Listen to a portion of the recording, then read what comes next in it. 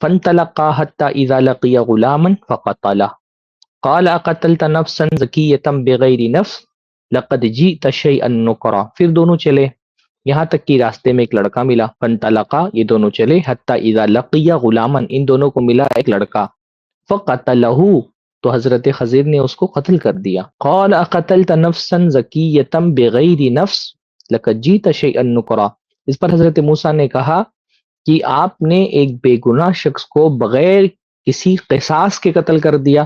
اقتلت نفسا زکیۃ ایک ایسے نفس جو بے گناہ تھا اس کو آپ نے بغیر نفس بغیر کسی نفس کے قتل کر دیا.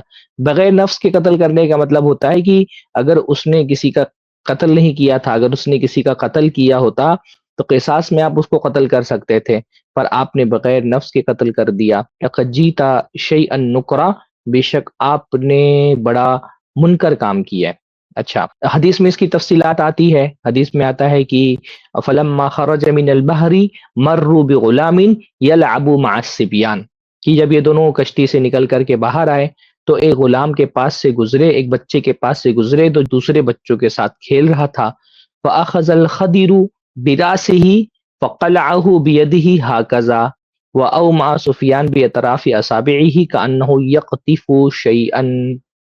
تو حضرت خضر علیہ السلام نے کیا کیا؟ حضرت خضر علیہ السلام نے اس بچے کو پکڑا اور پکڑ کر کے اس کے سر کو اس کے جسم سے جدا کر دیا. سر پکڑ کر کے اس کے دھڑ سے جدا کر دیا. اور جو روایت کرنے والے راوی ہیں سفیان، وہ اپنے ہاتھ سے انہوں نے اشارہ کیا کہ جیسے کوئی چیز توڑ دی جائے، ویسے انہوں نے کیا کیا؟ بالکل توڑ دیا. تو یہ تفصیل حدیث کے اندر موجود ہے کہ وہ بچہ کھیل رہا تھا، وہ دوسرے بچوں کے ساتھ کھیل رہا تھا، پکڑا اور اس کو توڑ کر کے سر بالکل اور اس کی گردن سے جدا کر دیا. اس پر حضرت موسیٰ علیہ السلام کو بہت غصہ آیا. یعنی پورا جو اس سے پہلے والا واقعہ کیونکہ نسبتاً اس کے مقابلے میں ہلکا تھا، وہاں صرف کشتی توڑی تھی، تو حضرت موسیٰ علیہ السلام نے اعتراض کرتے ہوئے امرا کا لفظ استعمال کیا. لقد جئت شیئا امرا کہ آپ نے ایک بڑی عجیب بات کی ہے. لیکن جب قتل کر دیا ان کی آنکھوں کے سامنے، بھائی ایک نبی ہے، اپنی آنکھوں کے سامنے ایک بچے کو قتل ہوتے ہوئے کیسے دیکھ سکتے ہیں؟ تو یہاں پہ انہوں نے تھوڑا سا اپنے اعتراض میں اور شدت پیدا کی، کہا لقد جئت شیئا نکرا، آپ نے ایک بری بات کی ہے. نکر منکر کو کہتے ہیں نا، منکر مطلب گندا کام، غلط کام، گناہ کا کام.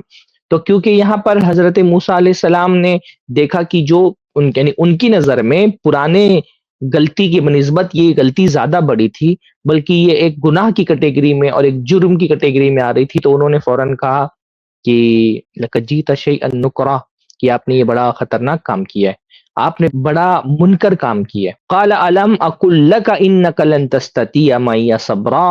اس پر حضرت خضر علیہ السلام نے کہا کہ کیا میں نے تم سے یہ نہیں کہا تھا کہ تم میرے ساتھ صبر نہیں کر سکتے ہو؟ اب دیکھیے یہاں پر جب حضرت موسیٰ علیہ السلام نے سختی کے ساتھ انکار کیا تو حضرت خضر نے بھی سختی کے ساتھ جواب دیا. یعنی اس سے پہلے جب حضرت خضر نے کشتی کو توڑا تھا تو حضرت موسیٰ نے کہا تھا کہ آپ نے ایک عجیب کام کیا ہے. وہاں پر کیونکہ انکار میں سختی نہیں تھی تو حضرت خضر کے جواب میں بھی سختی نہیں تھی. علم اقل کا لفظ ہے، صرف لکا کا لفظ نہیں ہے. آپ جب قرآن مجید اگر کھول کر کے سامنے آپ نے رکھا ہوگا، آپ پڑھیں گے تو آپ دیکھیں گے کہ جب کشتی توڑنے پر حضرت موسیٰ نے اعتراض کیا تھا تو امرا کا لفظ کہا تھا کہ آپ نے عجیب کام کیا. تو جواب میں حضرت موسیٰ نے کہا تھا علم اقل انک لن تستطیع معی صبرا، کیا میں نے نہیں کہا تھا کہ تم صبر نہیں کر سکو گے؟ اقل کے بعد لکا نہیں ہے. لیکن جب بچے کو قتل کرنے پر حضرت خضر علیہ السلام کو حضرت موسیٰ علیہ السلام نے سختی کے ساتھ ان کا مواخذہ کیا تو اس پر حضرت موسیٰ علیہ السلام نے پھر جب سختی کی اور سخت اعتراض کیا تو جواب میں حضرت خضر نے بھی اس کا جواب سختی کے ساتھ دیا. انہوں نے کہا علم اقل لکا. یہ لکا کا جو لفظ ہے یہ پہلی مرتبہ میں نہیں کہا تھا، کیونکہ پہلی مرتبہ میں حضرت موسیٰ علیہ کی طرف سے انکار بھی شدید نہیں تھا تو حضرت خضر کا رپلائی بھی شدید نہیں آیا.